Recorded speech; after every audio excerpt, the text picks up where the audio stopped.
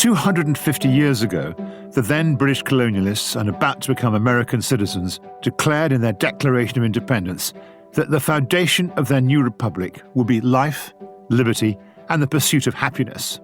We can all subscribe to that, but what are the origins of happiness?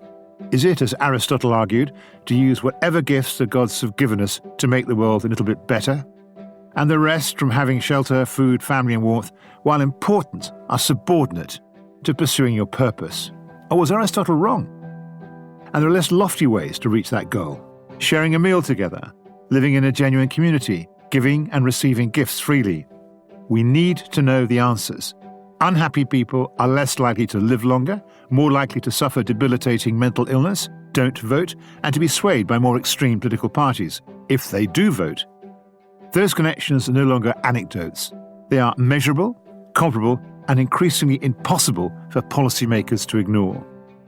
Our guest today is Jan-Emmanuel De Neve, Professor of Economics and Behavioural Science at the University of Oxford and Director of the Wellbeing Research Centre located at Harris Manchester College, where he serves as Vice Principal. As a leading voice in the science of happiness and well-being, he's the man to help navigate our way through the data and the arguments.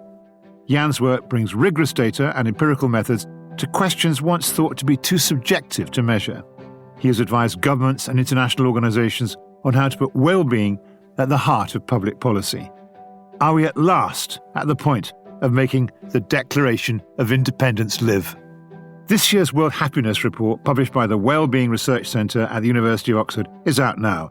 And behind that report is Jan and his colleague, including Richard Layard, who we've had previously on this podcast. So welcome to the We Society.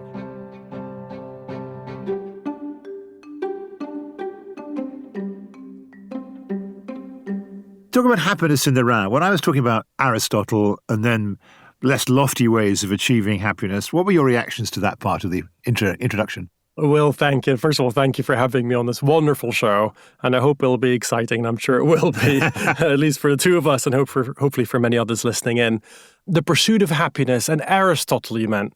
Aristotle thought of it quite differently from the way we might measure it now. He thought of it more virtue-based, which is what you were hinting at, the purpose of life and then purpose of others. So there's more of an other regarding element within it. Nowadays, we would consider measurements of the good life a bit more mundane to some extent. We would simply ask you, Will, on a scale from 0 to 10, how satisfied are you with your life these days? And the argument we'd make within the science of well-being is that Aristotle's eudaimonic view of the good life, which is more virtue-based, feeds into that. So if you're doing lots of good things for others, that should feed positively into your life satisfaction. That's how Richard Layard, myself, and others would typically view it at this point in time. Very, very interesting. So let's kind of move on to the substance of what you do. I mean, you are a social scientist who consecrates his time and intellectual effort getting under the skin of well-being and what makes us happy. In a few crisp sentences, tell me and our listeners the answer to that question. What is happiness? Yeah.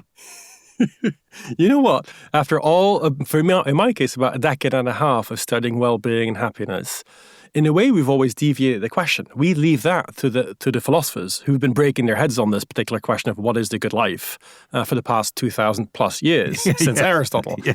And in a way, us, the economists and the psychologists about 20, 30 years ago, we bypassed all of this by going straight to subjective well-being and asking you the question, Will, how happy are you? No matter what that might be based upon. So we, in a way, are agnostic about what drives well-being.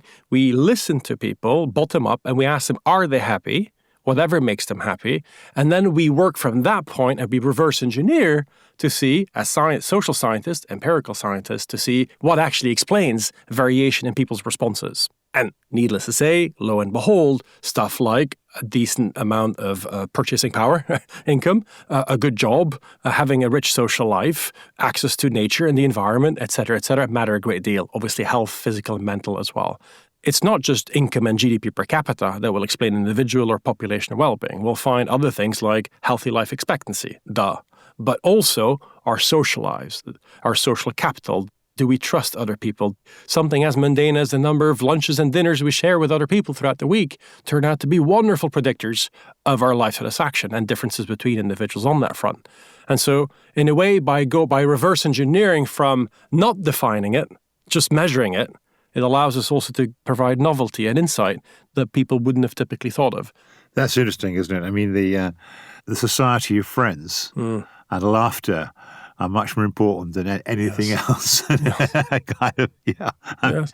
But you said laughing. It's just said laughing. But joking aside, I mean, and it's very serious. When I came into this world of science of well-being through studying the importance of work, and you think if you lose your job, well, you've lost your pay. That would help explain the reduction in one's well-being. But the fact of the matter is that when people are made redundant and they lose their job, only less than half of the drop in well-being is explained by the drop in pay. More than half is explained by the loss of your social ties, the loss of social identity, the loss of a routine, etc. You see the importance of the social aspects of our lives in driving quality of life. We're social animals. We're human beings. We're social animals. Back to Aristotle. Yeah. Are the British happy? Such a good question. The average life satisfaction in Britain is, to be very precise, 6.7-ish.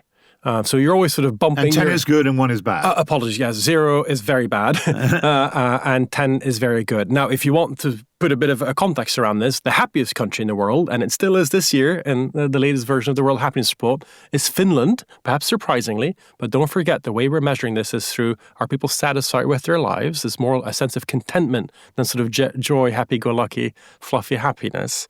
Their average life satisfaction from a random sample of a representative sampled around the country in Finland is closer to 8. So they're more like 7.8 out of 10, whereas the Brits are more like 6.7, 6.8. Now, at the very bottom, and just think about this for a second, go in Afghanistan, the Gallup organization who does the polling for us on this front, they will sample a representative group of Afghanis, and the average response to the life satisfaction question is 1.2. So imagine that. So just for empirical-minded folk, to get an average of 1.2 out of 10, for everyone, if there's anyone out there who says a 3 or a 4 or a 5, you already need a whole bunch of zeros just to bring it back to 1.2. So people in Afghanistan are darn aware of the fact that their lives are poor and the quality of life miserable, and they don't hide it from us.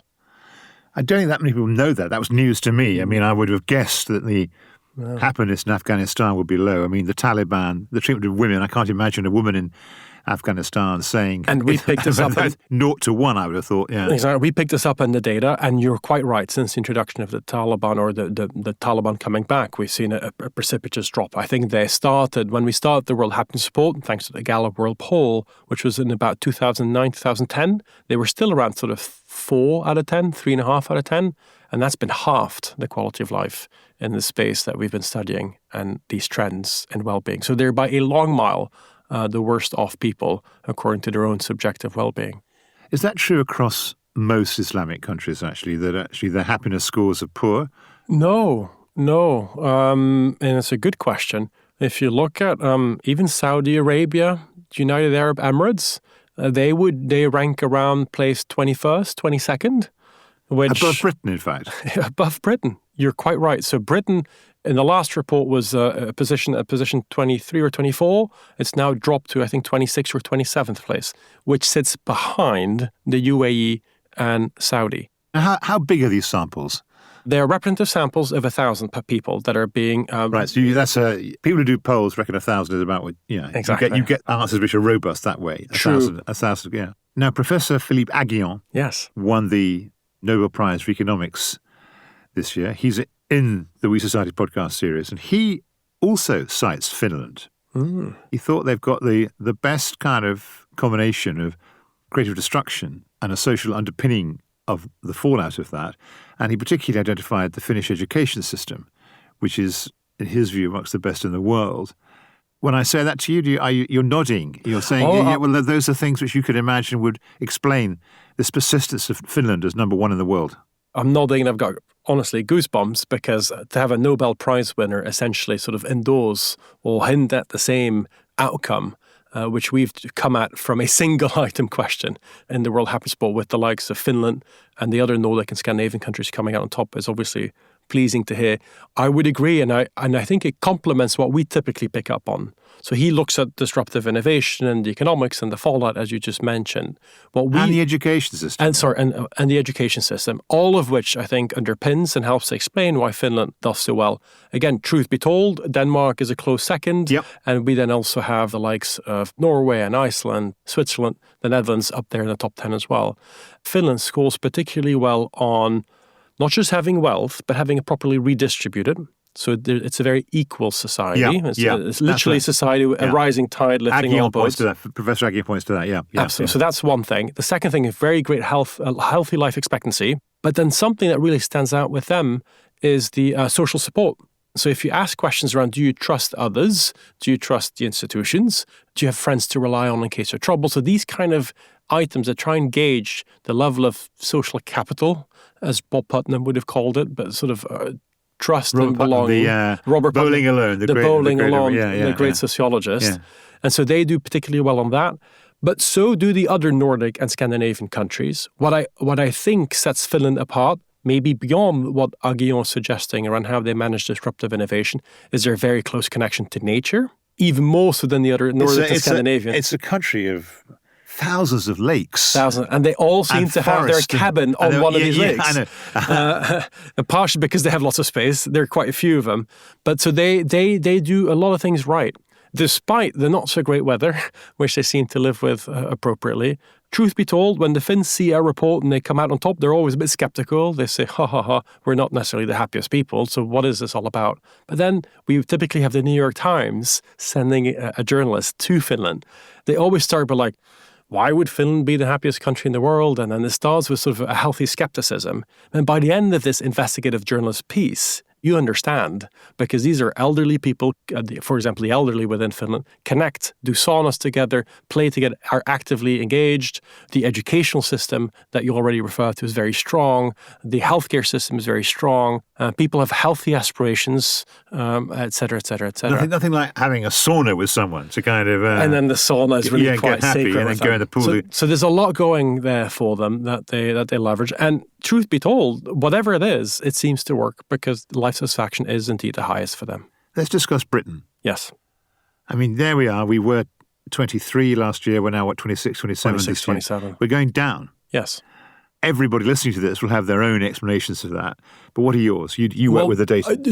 So the truth be told, the data going down in the ranking, part because, yes, there's a gradual decline in life satisfaction. So sort of moving from 6.8 to 6.7 and in that direction. But you're going down in the rankings also because others are going up. And the ones that are going up are the Central and Eastern European countries have moved quite a bit. So the likes of Slovenia, Lithuania have actually seen quite positive increases over the past decade. So they've literally moved a whole point in the last decade. So from 6 to 7. And that partially explains the drop of Britain. But to your point, we see a gradual decline. So it's not like a massive decline. Life satisfaction doesn't move that swiftly, which we also see in other parts of the Western world, and particularly North America, New Zealand, Australia. And if you're asking for explanations, I would straight away point in the direction of youth. If you slice and dice it by generations, you don't see the baby boomers reducing their life satisfaction. You do see youth dropping in well-being. And I have the numbers on mine for the United States. If you were to look at the baby boomers in the United States, they'd be top 10 in the world. If you look at the below 25s, they wouldn't even make the top 60 in the world. And Britain isn't quite that extreme, but there's definitely something there too. And so youth in the West, and especially the English-speaking West, are the ones driving down the average, and that necessitates an urgent look, and that's actually been the focus of this year's report. And it's not just student debt. It's not just the paucity of jobs. It's also spending hours daily scrolling, endlessly doom scrolling, on their iPhones that is making them unhappy, particularly young women. Yes. Are you picking that up in the data? We are, but this requires a lot more contextualizing. The first thing to note is there's a lot going on for youth. It isn't just social media that is to blame. It's the affordability, it's the housing crisis, they can't get onto the housing ladder, and much else. But social media does play a role, especially for those who are indeed doom scrolling up to 5, 6, 7 hours plus a day, in addition to everything else that's happening on the internet, a day. And that's particularly so for young women. and particularly so in the English Western world.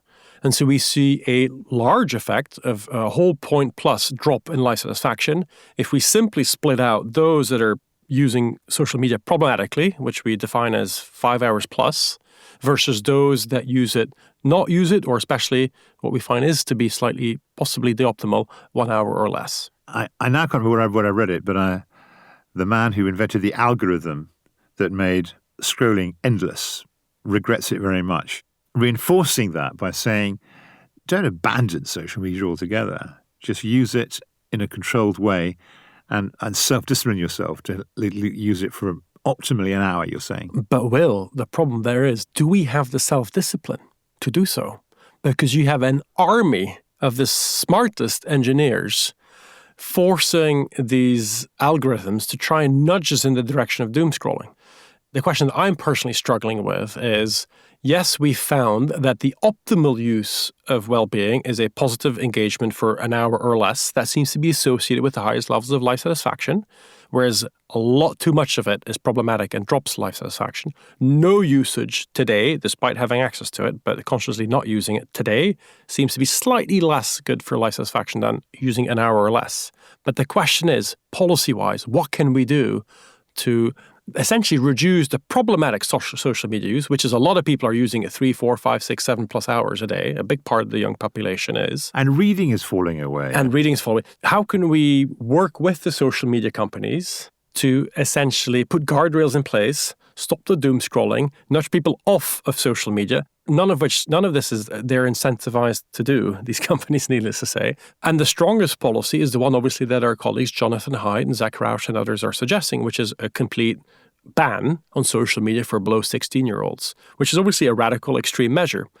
And so we're sort of struck in the World Happiness Report about, okay... Now, Jonathan Haidt has written this book on the anxious generation, The Anxious Generation, yeah, which was a runaway bestseller. It resonated with a lot of people, especially the baby boomer parents or grandparents, as it turns out.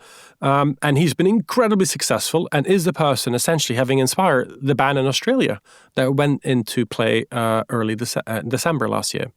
I think we should all wait and see, hopefully soon, preliminary results will come out of what the actual impact is of this quite extreme ban. It was mid-December. It's, we're now in the spring, so it's 3 months, 4 months. Hardly time to make an accurate reading, is it not? No, but there's some first indications of what's happening. So to what extent has the ban been effective? Ineffectively. Well, apparently quite effective, apparently. Quite effective. And then at the same time, there's also lots of instances of young people trying to get around it by faking being older than 16. There's also a move away from the likes of TikTok and Instagram onto sort of secondary platforms that do more or less the same. And then there's also hints of the fact that a lot of that time is now moving towards these AI bots, so chatting with ChatGPT rather than with actual human beings. We have to wait and see, as you say, What do you make of people who claim that their AI bot is their closest friend? It is extraordinary, and I would actually... The notion of AI coaching, engaging with AI bots, if it doesn't come at the expense of human to human, if it's in addition to, or coaching or therapy would not have been available unless it was given through AI, because it's way more cost effective, then I am actually in favor of it. How much can an organization afford to provide resources to have an individual coach for everybody in the organization? Answer, no. It might do it for the top layer, the top 100 executives, for example. But now, thanks to AI bots, we can suggest it may not be the same caliber or quality as a human to human, but at least there could be approaches made to try and have AI coaches rolled out across the organization because it's now feasible from an economic perspective, which it wasn't before. So I do see big advantages. AI comes with a lot of promise, but obviously a lot of risks as well. So the real risk is where it cannibalizes the human to human. So if instead of getting married to your partner, you so engage with your AI counterpart that you essentially forgo actual interactions with other human beings, that would be devastating. But where it's in addition to, I think it's probably positive. Just a brief pause in the conversation to tell you a bit about the Academy of Social Sciences, which is the organisation behind the We Society podcast. I'm Will Hutton, the president of the Academy of Social Sciences. We're a national body for academics, practitioners and learned societies in the social sciences. we champion the vital role of social science in our society, from education to government and business. You can find out more about the Academy of Social Sciences work, support us, or read up on our fellows by going to the website acss.org.uk. That's acss.org.uk. Now, back to the conversation.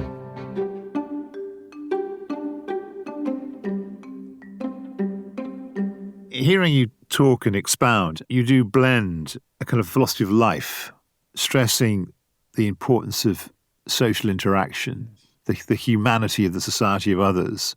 But I mean, you've actually been advising the Treasury, haven't you? This isn't just, two men in a studio talking about happiness in a broad brush way. You're actually concretely saying to the British government, come on, spend pounds, shillings and pence in these areas and not these areas. You're quite right. It's mostly my colleagues at the London School of Economics, Richard Layard, Christian Crackle, who are spending a lot of their days interacting with the Cabinet Office, the UK Treasury. I find the Treasury to be very open and interested in this, and the Cabinet Office. And across the years, and across parties, and across governments to date, which is really exciting. Lest we forget, it's the Office for National Statistics and the Cabinet Office that in the David Cameron years, 2012-ish, they actually started measuring, and they put a little bit of money aside to ask the ONS, can you integrate in the population survey a question around how satisfied Brits are with their lives these days? And that's been the source of much Wellbeing research. Was meant it was going to be a kind of... David Cameron wanted his government to be judged by the degree to which it promoted or did not promote well-being. And for a year or two, it went quite well, but it's fallen beside the wayside a bit, hasn't it? Yes and no. Politically, perhaps, but the administration, the UK Civil Service, has continued to show interest in this. And the UK Civil Service is being schooled on the notions of how to apply well-beings and cost-effectiveness. So a couple of years back, I was invited to a kind of a presentation on this, and I nearly fell off my chair when the kind of head of public expenditure in the Treasury was saying, I take how seriously I take this. And I thought, you guys are making inroads here, but I'm not sure it translates into not yet. And so one way that we're trying to make inroads more with the politicians, last year we now serve as the secretariat for the all-party parliamentary group on Wellbeing Economics. An all-party parliamentary group on Wellbeing Economics. Exactly. And there's wonderful. There's 20 plus MPs who signed up to it, and it's really a laudable effort to try and bring wellbeing science to the heart of policymaking.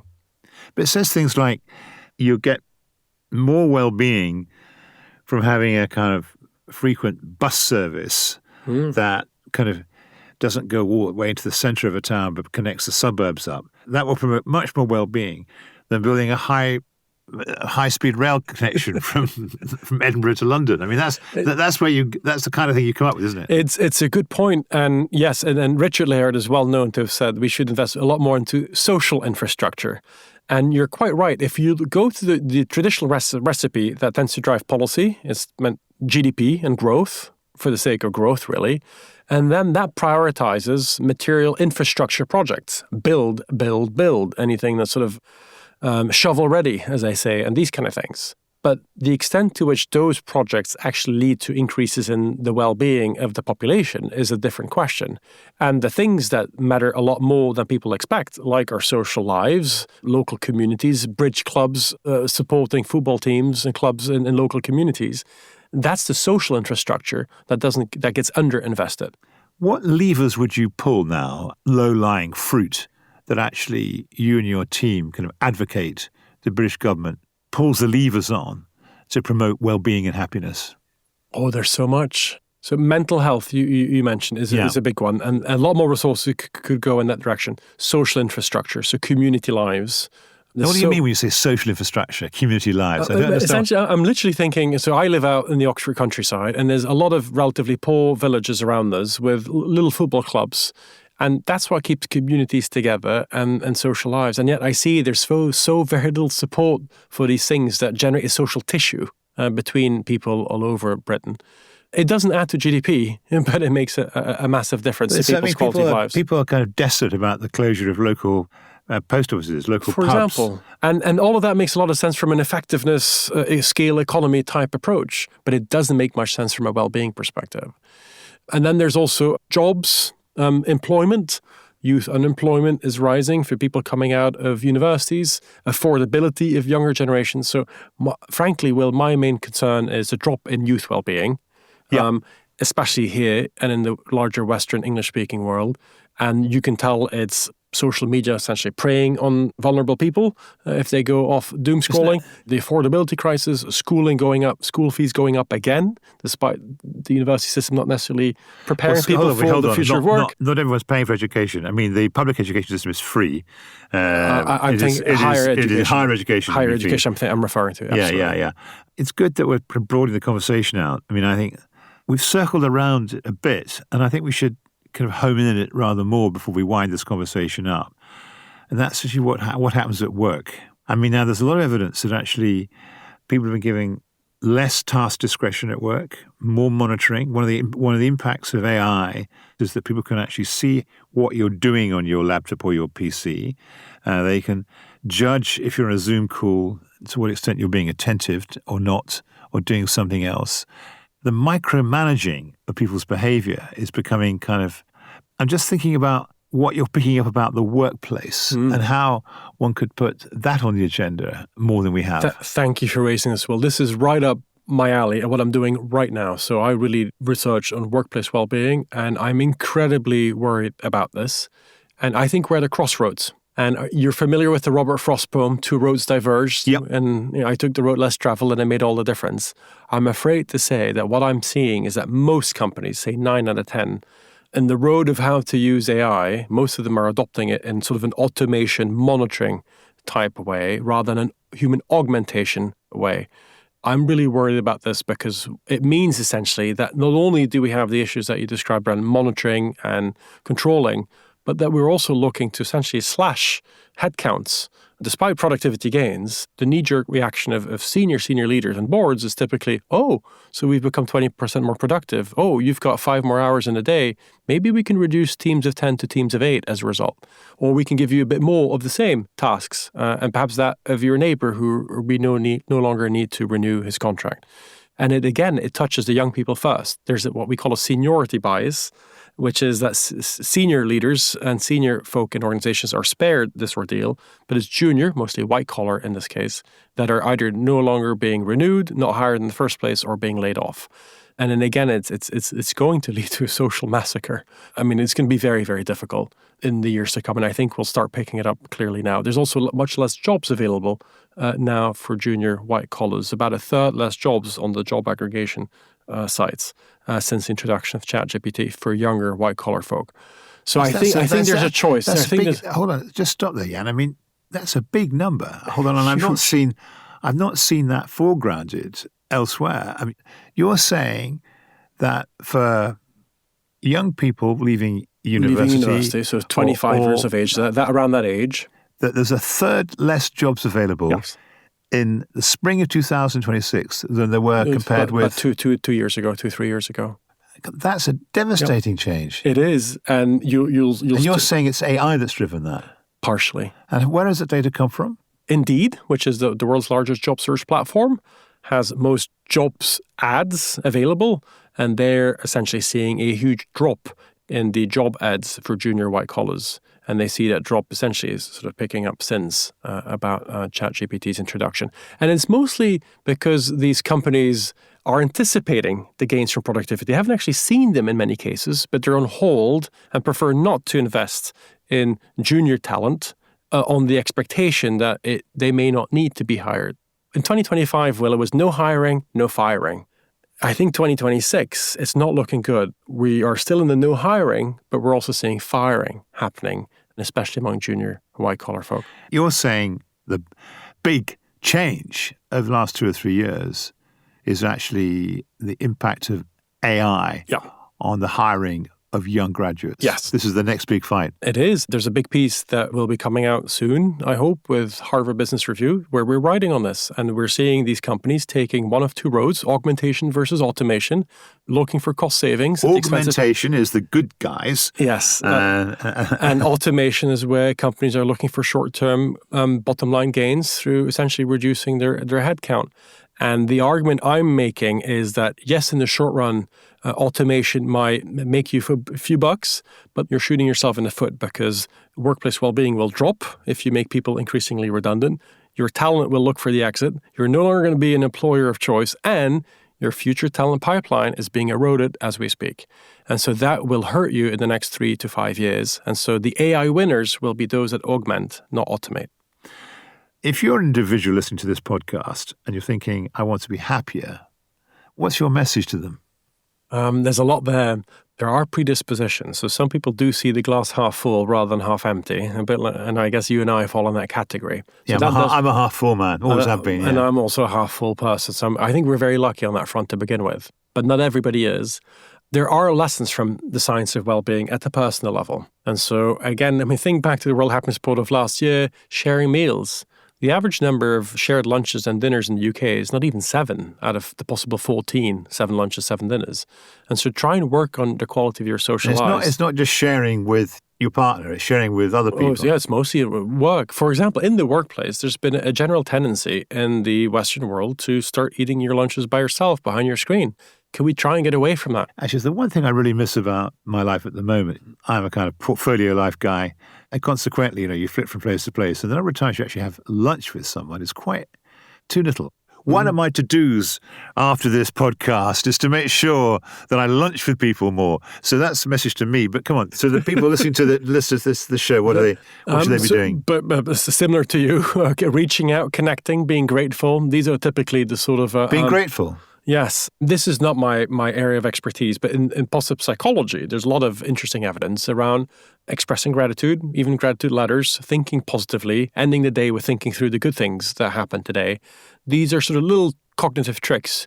But the honest truth is, and maybe we can end on this, is all of this is positive psychology, personal well-being. The biggest, frankly and honestly, the biggest changes to our well-being as an individual, but especially as a larger population, will come through policy. I hope if policymakers or senior leaders are listening, you can have so much impact on people's lives. And it's clever policy, whether it's around social media and putting guardrails in place to try and get to an optimal level of social media use, whether it's about improving jobs so that they're qualitative and not just short-term. More augmentation, less automation. More augmentation. And there, I'm afraid policy will have to play a role because the incentives are such for companies that they are gravitating in some kind of pool, a gravitational pull towards automation rather than augmentation. So I fear that policy will have to step in at some point, and I think this will become a big issue in the next general election or in the run-up to it eventually, especially when we're going to start seeing the unemployment figures tick up for certain parts of the population. We study population well-being, to be honest, and so we're looking for big trends and big moves that policymakers can influence. Any last message before we sign off? Measure what you treasure. So we have to keep measuring well-being in workplaces, in policy. The ONS has to continue doing the Office for National Statistics, the ONS, has to keep doing what it's doing. And we need to keep reporting on it because if, like we do in the World Happiness Report, we have to make sure that people understand that we can measure what a good life is and that we keep promoting it as a result. Well, Professor Neves, thank you so much. Measure what you treasure. You come up with some great lines. Thank you so much. Thank you, Will. Thank you so much for listening. The We Society is brought to you by the Academy of Social Sciences in association with the Leverhulme Trust and the Nuffield Foundation. I'm Will Hutton, the producer is Emily Finch, and it's a Whistledown production. If you haven't already, please subscribe to the podcast, leave a comment, share with your colleagues and friends. And thank you so much for listening.